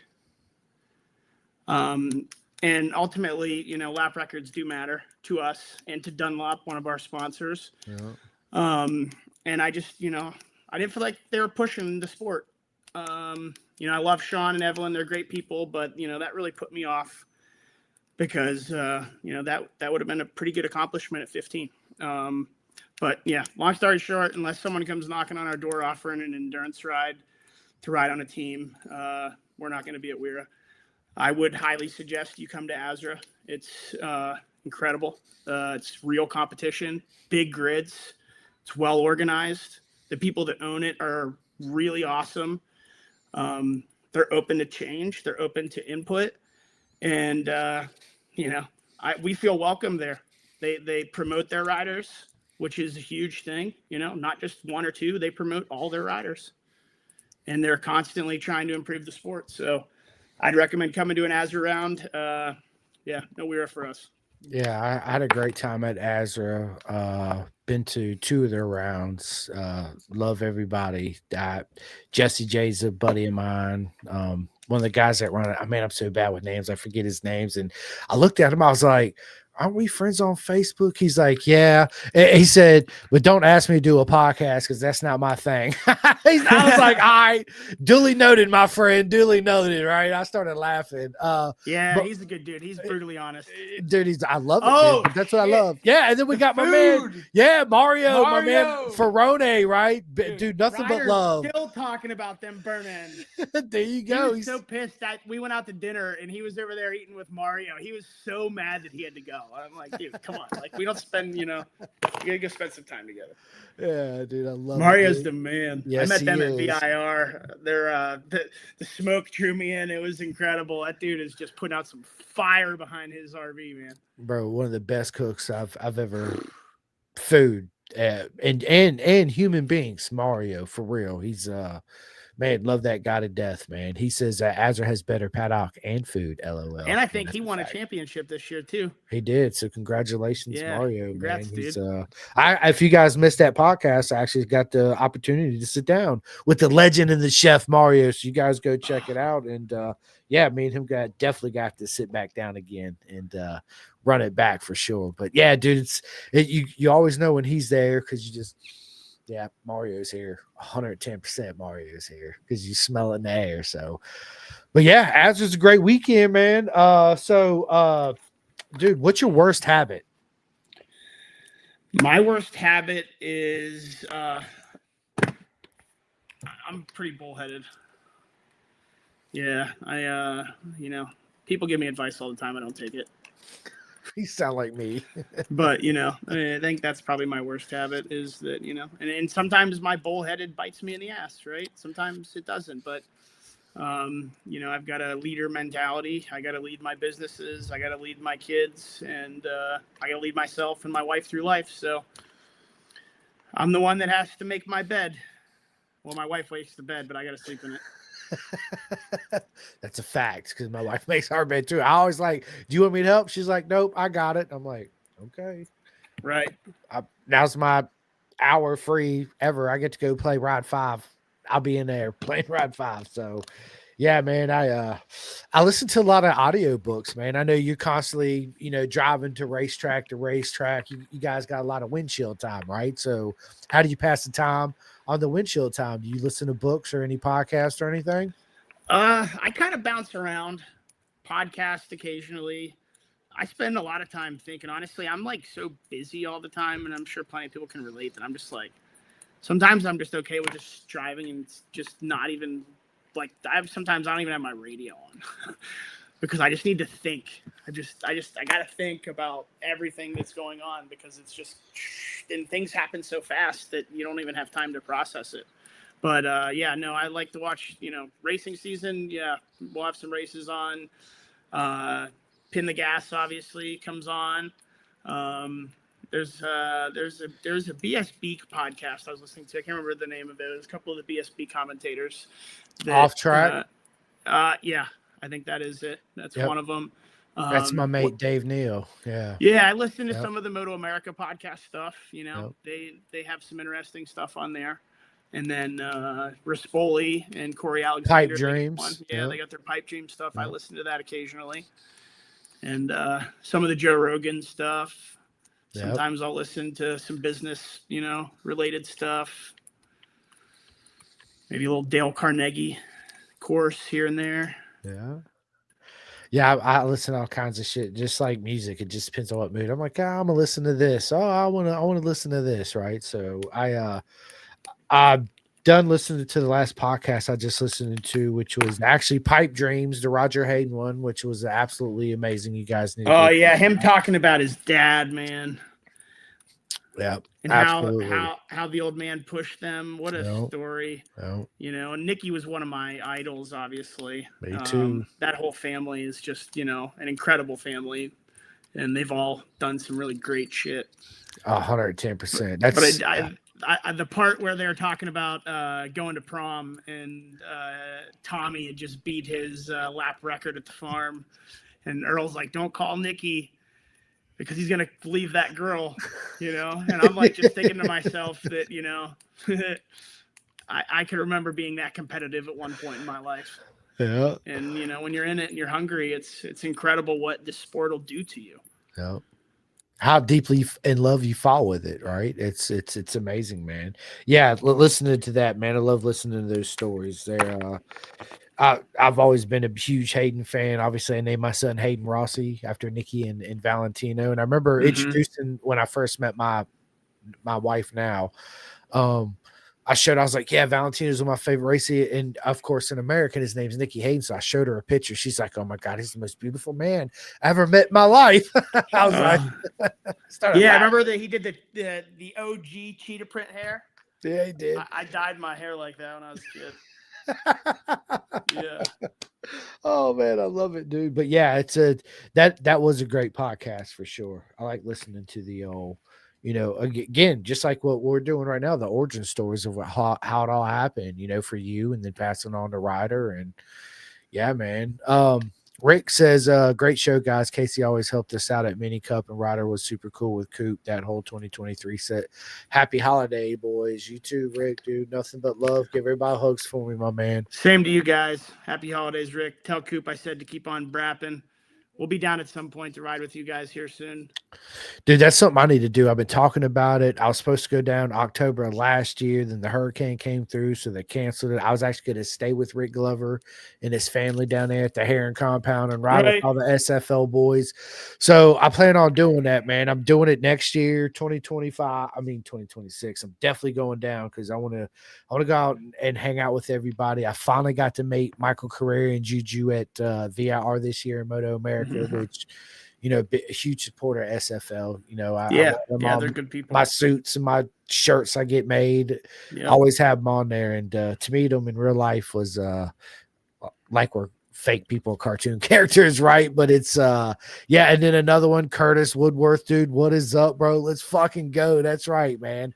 Curtis, my dog. One, yes, dude. Love Curtis to death, man. Him and Isaac, dude. They are absolutely, amazing people. So it's I'm definitely going to go down there and hang out. That's actually Isaac Woodworth's lower belly pan from 23 at Jersey. Real quick story. I actually got that definitely wasn't crashed.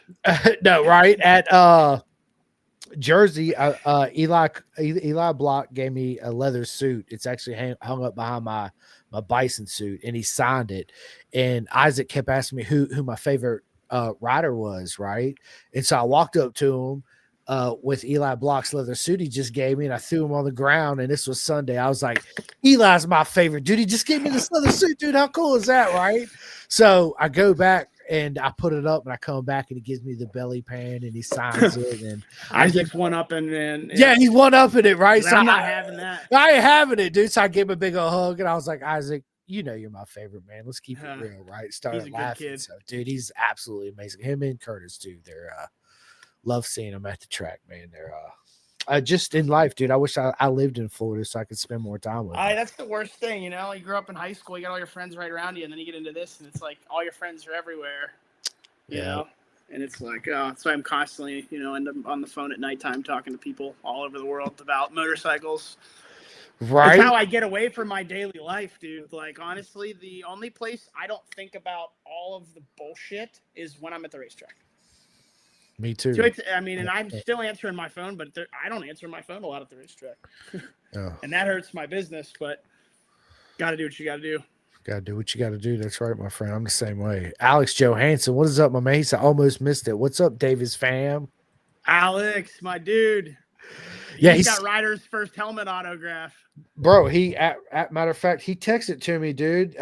Was it yesterday you texted to me, Alex? He says, I got one for you. He says, here, one's for you tomorrow. Ryder's first autographed helmet, and sent me a picture. So there it is, everybody. Yeah, dude. Yeah. Legit dude, Alex is. Really good guy. Yes, he is. Good rider. He's still learning, but he's committed and he's hungry. Yes, he is. And he's not afraid to ask questions. So as long as you're not afraid to ask questions, then you're going to learn. You're going to get faster.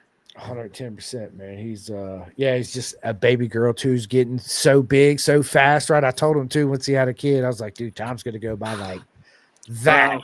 It's the biggest thief.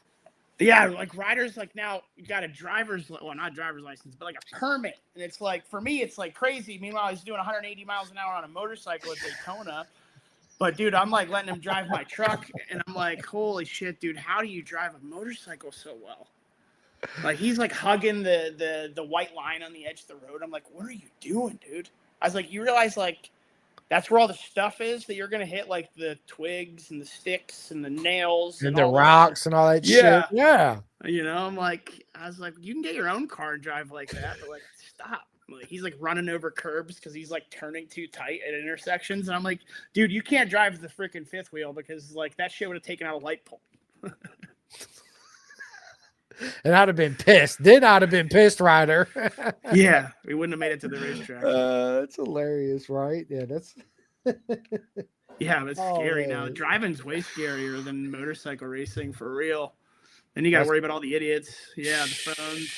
Bro, it's ridiculous, dude. It happens on a daily basis every time you go out, right? Yeah, it's like everyone's just ready just to cut you off and run you off the road the minute you make a mistake. It's brutal for a kid to try and learn.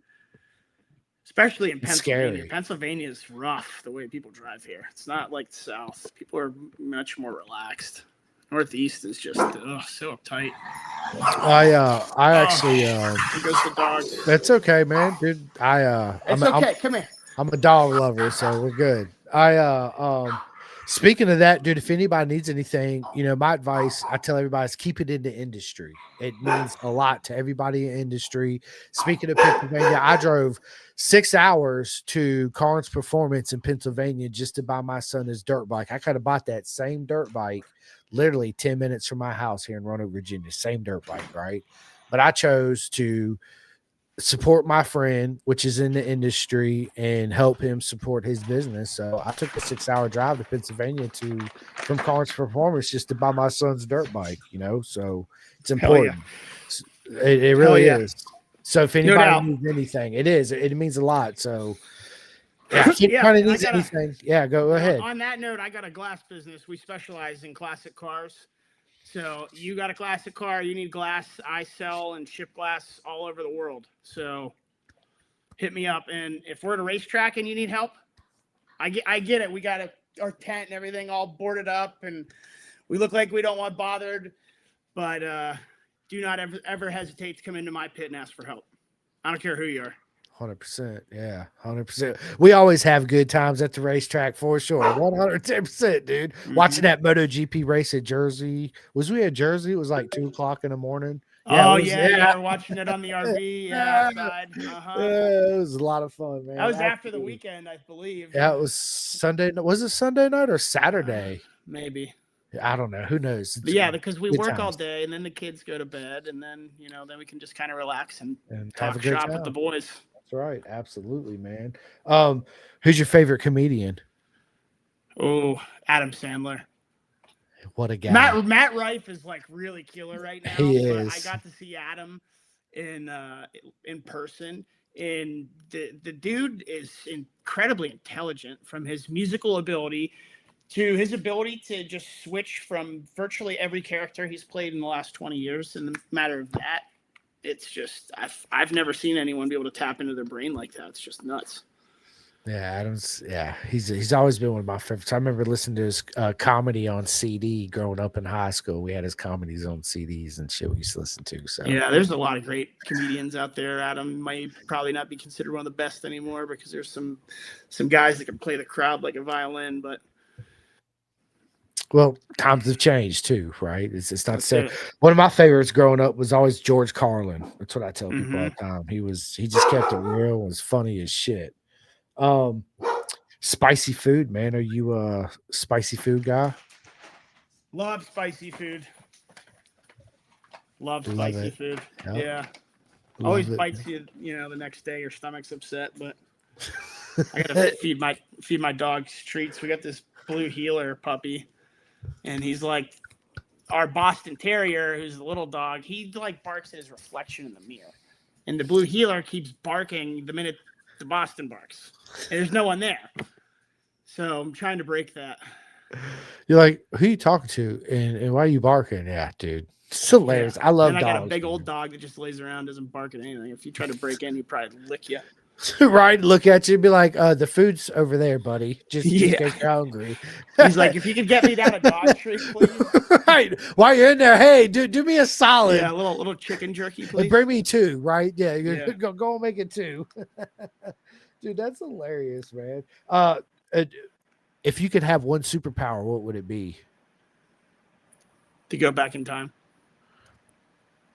Okay, if you go back in time, what time period would you go back to? 2001, year my brother died. Love it. Absolutely. Look, here we go. Look, with the Blake Davis t-shirt on. Can I? What's up, kid? What's up? So, tell Casey hello. Hi. So what's up, buddy? I have $16 in my Xbox account, and I was wondering if I could borrow like $6 or $7. All right, guys, we're gonna do a fundraiser here for Simcoe's kid. Because it's literally coming out in. I think you can send stars to Simcoe's Facebook, if I'm not mistaken. Something along that line. You'll be able some to money play on it there. on November 30th, and the live stream on the 29th. And I have $16, so if I can borrow like $6 or $7, so I can get some V-Bucks to buy the Battle Pass next season. Yes, when I get off here, I'll give you $6 or $7. That was very convincing. Yes, I know, right? Listen, we'll talk about this when I get off. Let's go. You can't add any money to it. I don't know why. We'll take care of it, okay? So Dad's got the gold card. Don't worry, son. All you gotta do is bro. You gotta click. You pay for it, and then you click. Like I don't know, but we'll figure it out. Okay, all right, it sounds good. I also want this skin, but I'll have enough V-Bucks for the next one, or I'll just spend $10 to get it. Oh, no, right. I want Fortnite Crew. I'm getting that. Sounds good, buddy. Listen, you canceled my $20 subscription for Xbox Game Pass, so can we get Fortnite Crew? Sounds like he's got a notebook with all the things. Bro, he keeps robbing me. Listen, we'll talk after this. It's $11 a month. Get out of here with your $11 a month. You see what you see? Listen, I'm $133 a year, bro. This is what those I deal with. Subscriptions kill you, bro. You've got like a bunch. Yeah, oh my god, I found so much stupid stuff. I did too. My wife be like, "What's this? What's this?" I'm like, "Fuck, I don't know." And I go back. She's like, "Pull out your phone." I pull out my phone. She's like, "Bro, what are you doing?" I was like, "Oh shit, let's delete this shit right here for sure." Yeah, well now they have like those apps that you can track down all your subscriptions. I haven't downloaded. And a lot of them are these stupid video game things, and I don't look at my bank account every transaction all the time, and stuff slips in. But yeah, there's like these PlayStation things. I just found one that's been on there for like years. I got to figure out how to cancel it. You're like, what the fuck, dude? It's like $2.99 a month for the last 5 years. And you're like, what is this for? Well, I don't even know what I'm paying for. No. Yeah, dude. Yeah. No, but a buddy of mine was telling me about this. Dude, you just download these apps, and there's certain apps, and it takes care of all that shit for you. Mario says, can we borrow your kid to talk to sponsors, natural salesmen? Yeah, absolutely. Please. 100%. Anybody wants them, He is yours. You heard it from his dad right here, live on the podcast. For sure. Yeah, dude. Yeah, no doubt. This guy needs some title sponsors for the podcast. You're just gonna have to freaking put Rossi on the phone and start cold calling people. Right, Rossi. Look, do me a favor. I'll get you 20 V-bucks. You sit down and make these 50 calls. He says, "I got it." Blah blah blah. Dad, blah. Dad, Let's go. go. 10 grand. Right. Wait. What? Really? Dude, yeah. You're getting 40 V-bucks today, buddy. Right. Oh, dude, that's hilarious, man. What advice would you give to your younger self?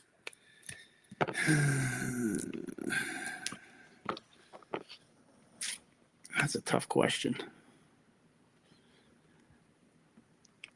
I don't know. That's a tough question because I've always lived to the fullest.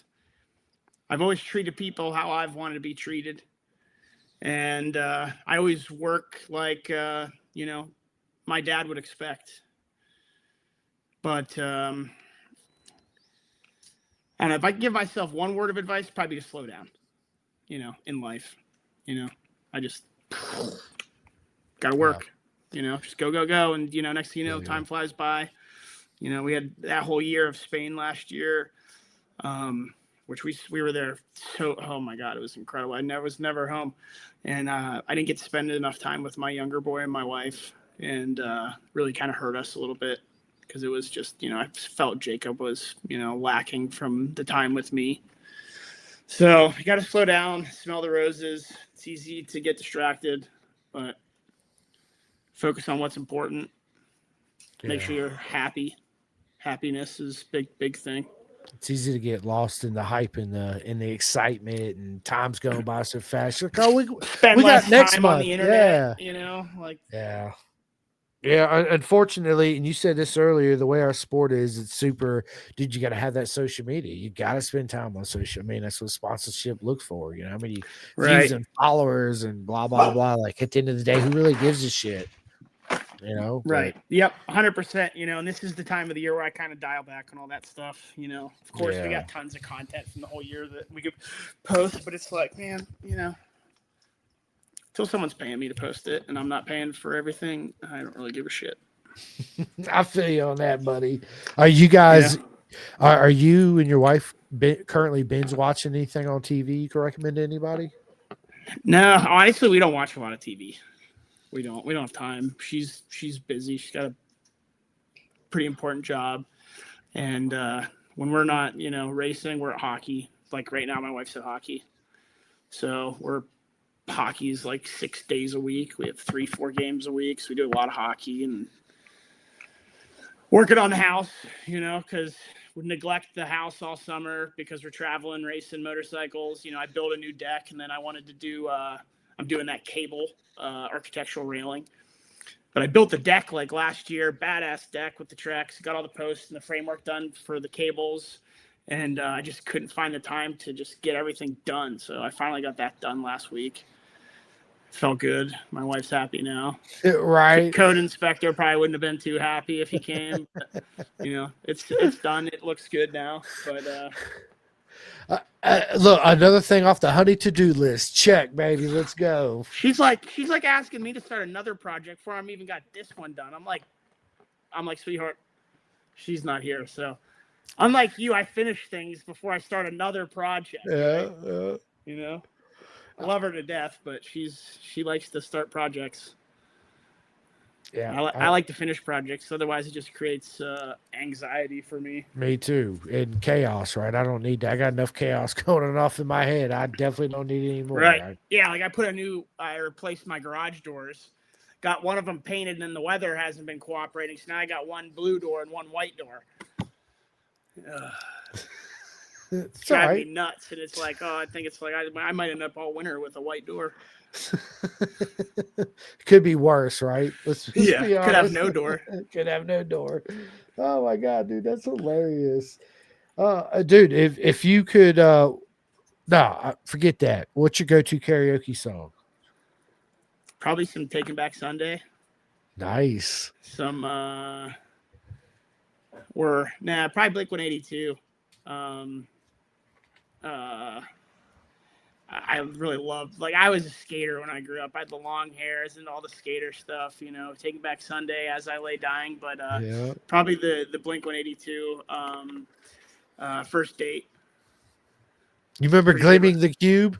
Yeah, actually, I just watched that with my younger boy like a couple weeks ago. Did you? Yeah. Tony Hawk is in there. Dude, how awesome. It's and funny enough, I only found out about that movie because Butters was watching it in his Sprinter at Daytona. And I was like, what are you watching, dude? Because I went over there to talk to him for something because he was staying out in the lot next to my RV.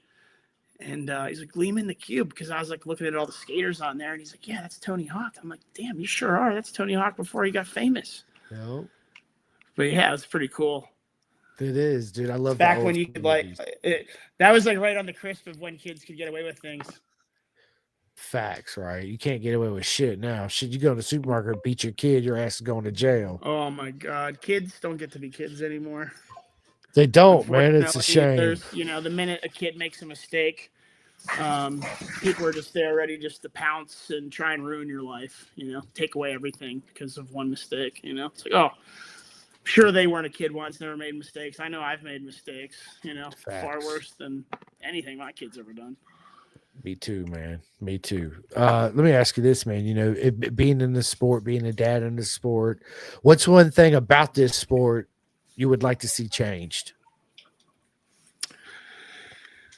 I'd like to see it become more for the riders. If we're talking at the top. Right? We're talking at the absolute pinnacle of the top. I'd like to see it become more for the riders. I'd like to see more incentives come to get more people on the grid. I'd like to see some contingency money come back. See some factories get involved a little more, even if it's just offering contingency like Honda and Kawasaki does. Make it a little less harder for people to do this. Agreed. Yep. 110%, man. Outside of Daytona or a full season sponsorship, you're just paying away. It's a fact, and it's a lot. Especially, that's one thing that Europe got over us is, especially BSB. Every track's within 6 hours. Shit, we drive from here to the Ridge. That's 3 days, and it's cheaper to race over there. To be honest, I mean, once you get into Moto2 money and like legit Moto, like MotoGP, Moto3 money, you're talking $250,000 a year. But I could go ride right now with a 600 Supersport team next year for much less than some of the offers that I've had this year with Ryder and do a full European championship. But the problem is I got to take away from the business, and it's really hard, But that's another consideration. We might be doing a little bit more Supersport stuff in Europe next year. Like some BSB, that new super stock? No, mostly going to be Spain. Okay, I gotcha. Spain's kind of where it's at. I know Spain now. I've got the contacts there. I'm comfortable there, flying in there and communicating there. It's okay. So I like it. I like Spain, to be honest, for riding. And they got good food. Oh, yeah, killer food. Dude, McDonald's in Spain is like not like what we have here. Really? Oh, you can get a beer at McDonald's with a hamburguesa, but the hamburger's real beef. The chicken nuggets are like real chicken. That's what we should have. Yeah, but I could go take my whole family out for a steak dinner and it wouldn't even cost $100. Like we went to Red Robin, 3 of us, because we had to go to the mall the other day, and 3 of us got hamburgers and drinks, and it was like $80.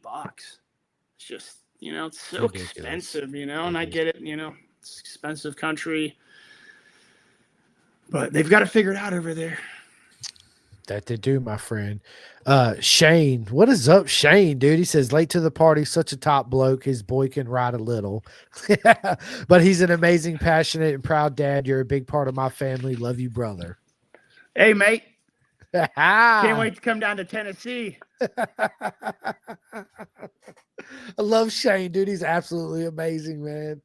Oh my god. Oh yeah. We're going. I'm going down to Nashville. I'm gonna go stay with him for a weekend at some point this winter. Yeah. Go see what his OCD's all about. Right. Oh yeah, for sure. Right. I can't bring Ryder with me because Shane would lose his mind. He would lose his shit, dude. He'd be like, "Y'all gotta go." Ryder's shoes would be here, clothes there. Shane's like, he's telling me about somebody that come visit him. It was like, oh, he was losing his mind. Dirtiest person ever. He's like, "How do you live this way? I don't see how you live this way." Right? Yeah, I love it, dude. Oh my god. He's got to find an OCD girl one of these days. He will. 110% he will, man. Who knows? He might already have one. We just ain't met her yet. Probably a few of them. That would be for sure. Good looking guy riding a motorcycle. Yeah. Shit. With an accent? That's like candy to Americans. Bro. That's why I said he's probably got an OnlyFans out there somewhere. We just don't know about. We're just messing with you, Shane. We love you. I love it. Oh, let's go. Well, listen, man, this has been a lot of fun. We're almost 2 hours in this podcast, bro. It's an hour and 45 minutes. It's always a good time when you're hanging out with your friends, right? But no doubt. Listen, before we get off here, I got one last question I'm going to ask you. Listen, money, no object. You could have your own team in Moto America. It could be a super bike, super sport, whatever it is you want.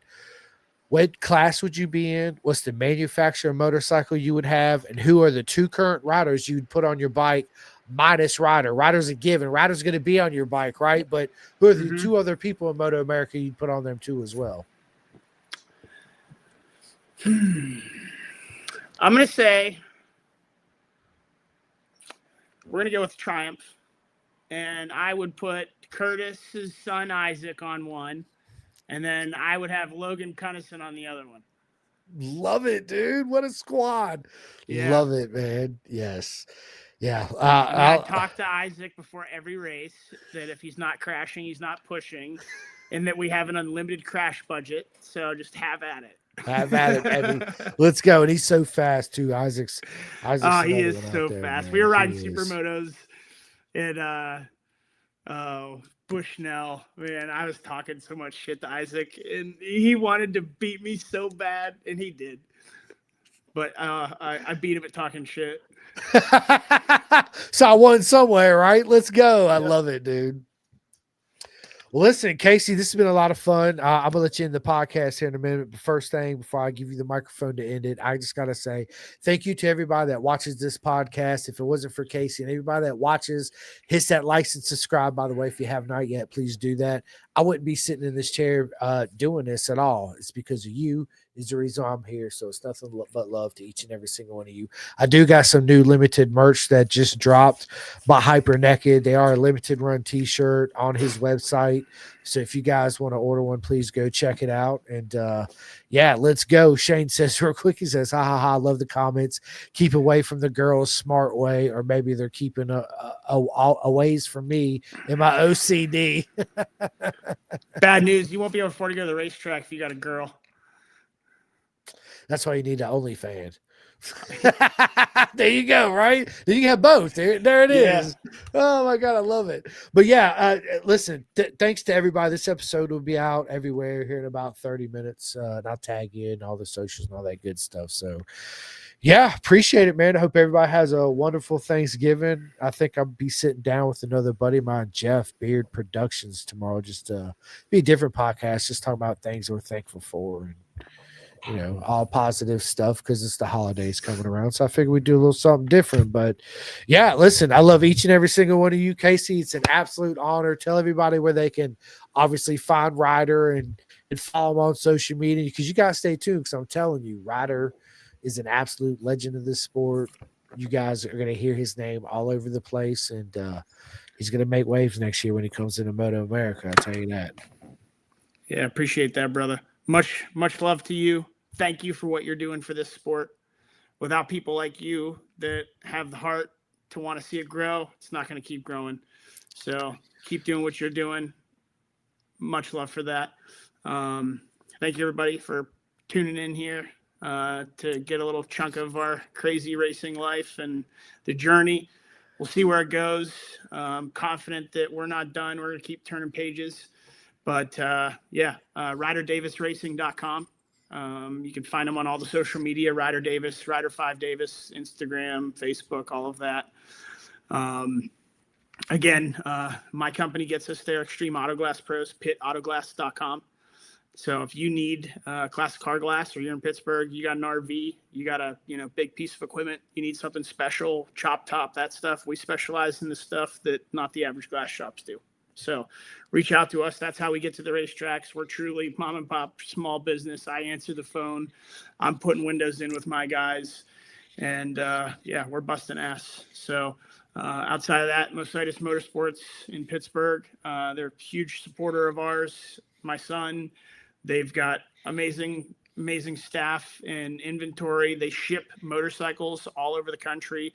We actually just sold the Ducati down to a guy in Texas. We're shipping it down there. So we can ship whatever you need, any kind of bike, side-by-side, watercraft, they can get it to you. Arai Helmets, another big supporter of our program for many years. Thank you, Bo, and all those guys at Arai.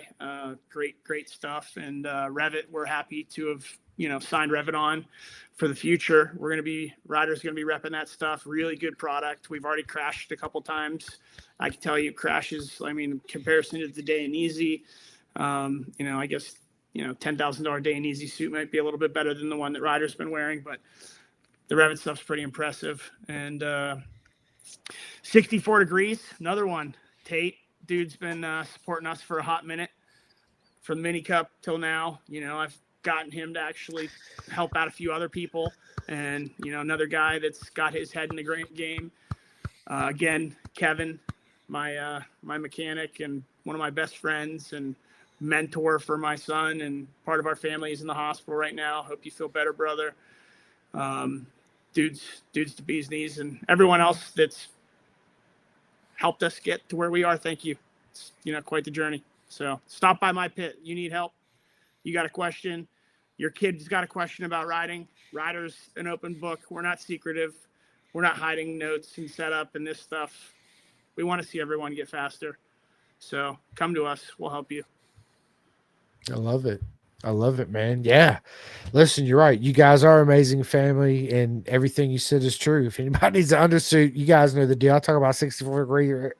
I had a tongue twister there for a minute. 64 degree racing all the time. And also on that note, I have another friend that makes them too in this sport, which is venomsport.com. She actually custom made 2 of my t-shirts she gave me, and they're 2 of my favorite t-shirts that I own. So it's just like my buddies that make graphics, REB Graphics, GRG Designs, and Drip and Wet. On that one, I got to give a shout out to my buddy Nicholas Matson. I don't know why I can't think of his graphics name, but he sponsored us for Jersey. Here, I'm gonna find out. Track Pack Graphics, dude's awesome. He is very honest with his pricing. And I'd highly recommend him in addition to the guys that Chris just mentioned. I love it. Yeah, there you go. Right. There's 4 of them, but along with saying that, you're not going to go wrong by ordering from any of it. When I say keep it in the industry, that's exactly what I mean. There's plenty enough to go around.